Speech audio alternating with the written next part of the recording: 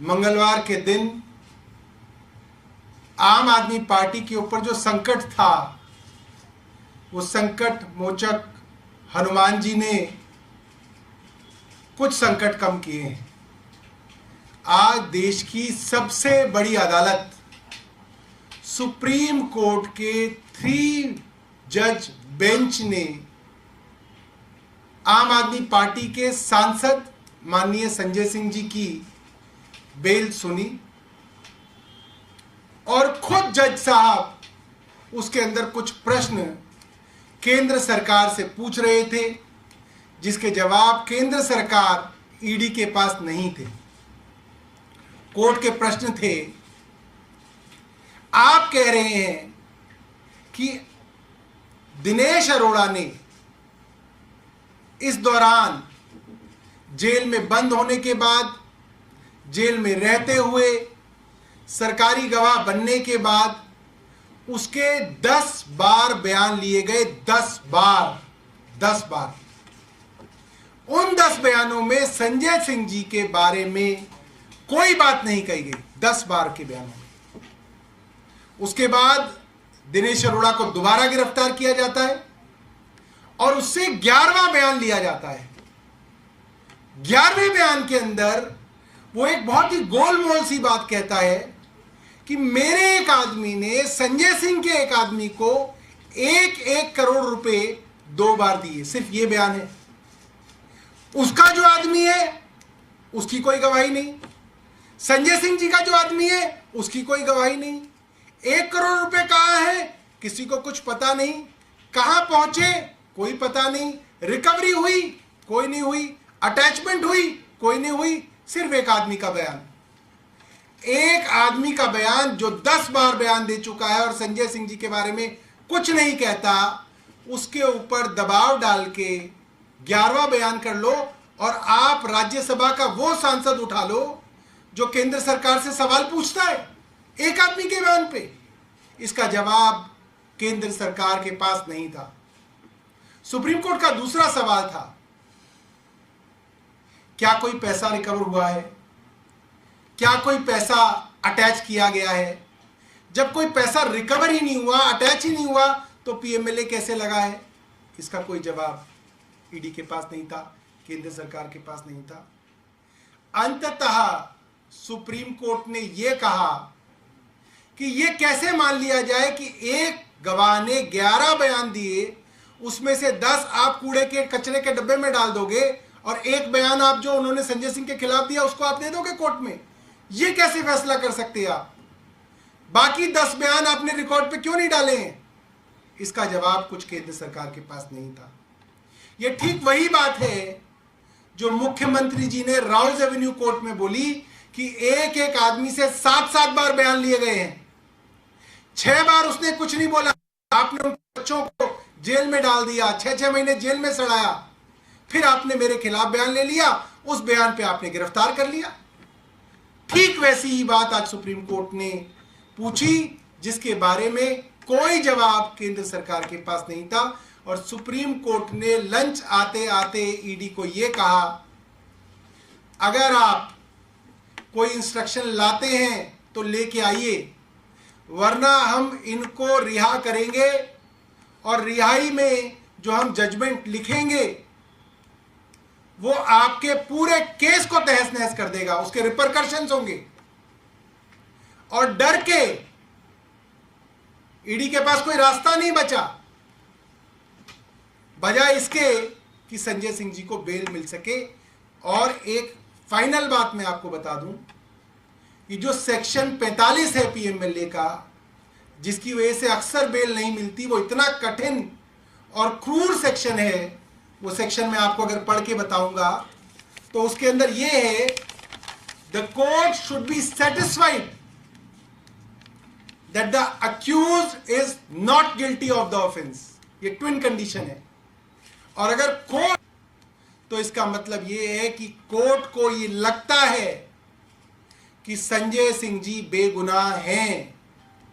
और ये कोई छोटा मोटा कोर्ट नहीं है, देश की सबसे बड़ी अदालत है जो संजय सिंह जी को आज बेल दे रही है। मुझे लगता है कि आज पूरे देश की लोकतंत्र के लिए एक बहुत बड़ा दिन है बहुत खुशी का दिन है, बहुत उम्मीद का दिन है कि शायद कुछ लोग अब जेल से बाहर निकल के इस देश के लोकतंत्र को बचा लें।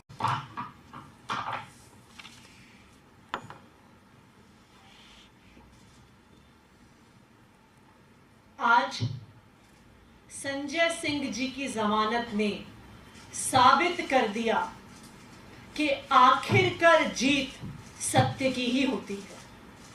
आप सत्य को दबा सकते हैं, लेकिन आप सत्य को मिटा नहीं सकते हैं।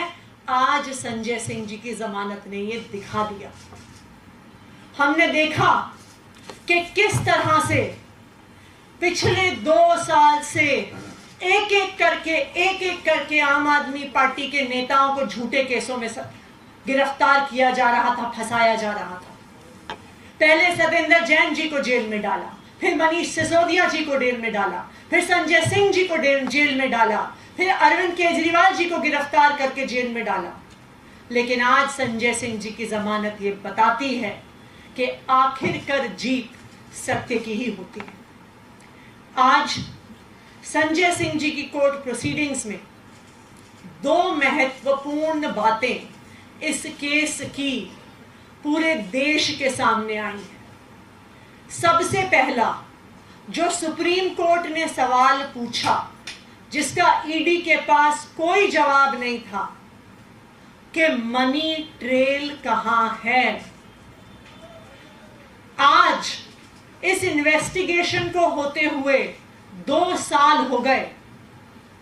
ईडी ने, सीबीआई ने 500 से ज्यादा अफसर लगाए इस केस की इन्वेस्टिगेशन में, लेकिन 2 साल में भी आम आदमी पार्टी के किसी नेता के पास 1 रुपया भी प्रोसीड्स ऑफ क्राइम का नहीं मिला।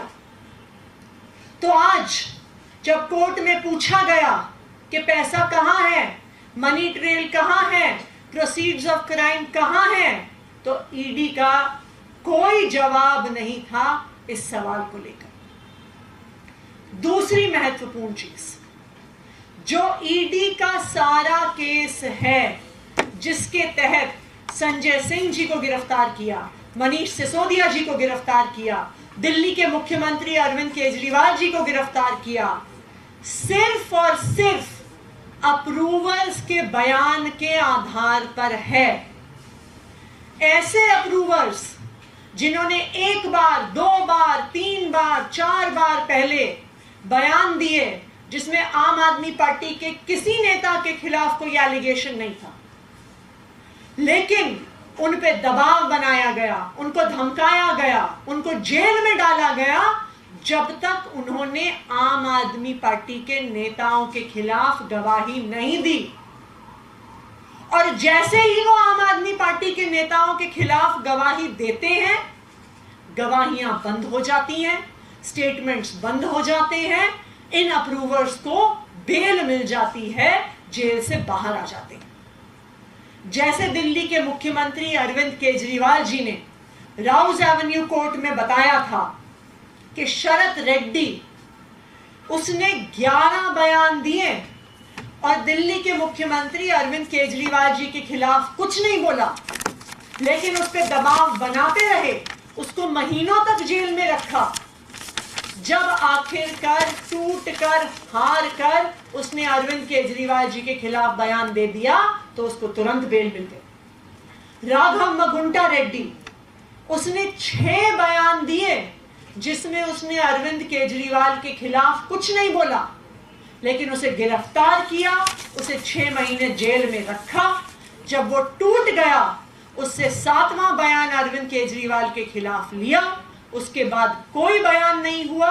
उसके बाद राघव मगुंटा को बेल मिल गई। राघव मगुंटा के फादर मगुंटा श्रीनिवासलू रेड्डी, उन्होंने 2 बयान दिए जिसमें अरविंद केजरीवाल का नाम नहीं लिया, लेकिन जब 6 महीने तक बेटा जेल में रहा तो वो पिता उसके टूट गए और उन्होंने अरविंद केजरीवाल के खिलाफ बयान दे दिया।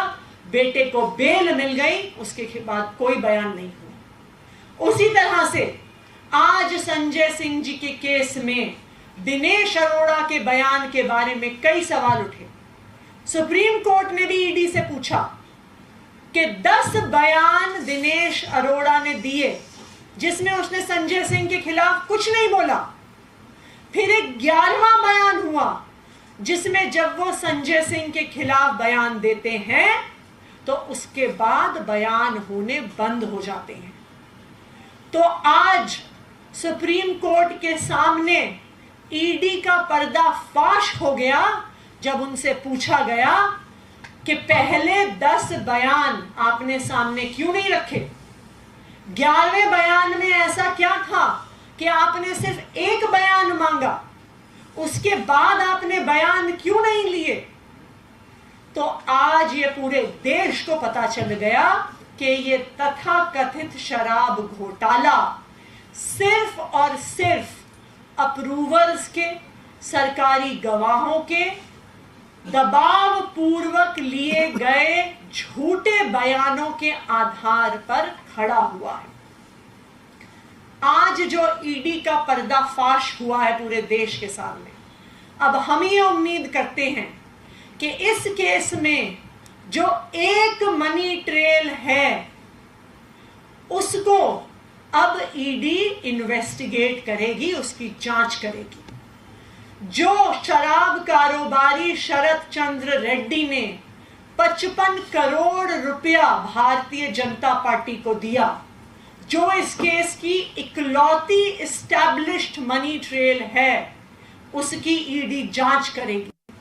उस पे ईडी एफआईआर फाइल करेगी, भारतीय जनता पार्टी को आरोपी बनाएगी और भारतीय जनता पार्टी के राष्ट्रीय अध्यक्ष को गिरफ्तार करेगी और उनसे पूछताछ करेगी, क्योंकि मनी ट्रेल अगर इस पूरे केस में कोई है तो वो शराब कारोबारी शरद रेड्डी से भारतीय जनता पार्टी तक है। अब मैं माइक जैस्मिन जी को दूंगी कि वो अपनी बात रखें।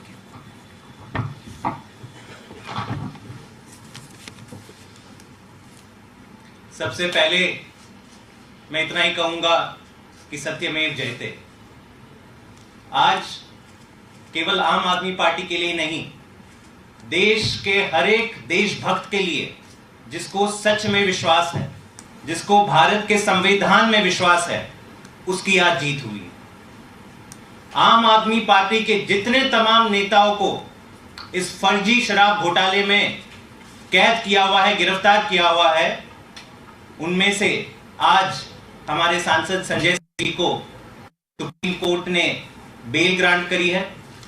और मैं इतना ही कहूंगा कि पिछले 2 सालों से जो भाजपा ने एक झूठों का पहाड़ बनाया हुआ था, हर तरह का प्रोपेगेंडा चलाया था कि बहुत बड़ा शराब घोटाला हो गया है और फला फला व्यक्ति ने फला फला कहा इसलिए बड़ा घोटाला हो गया है, उसका पर्दाफाश आज हुआ।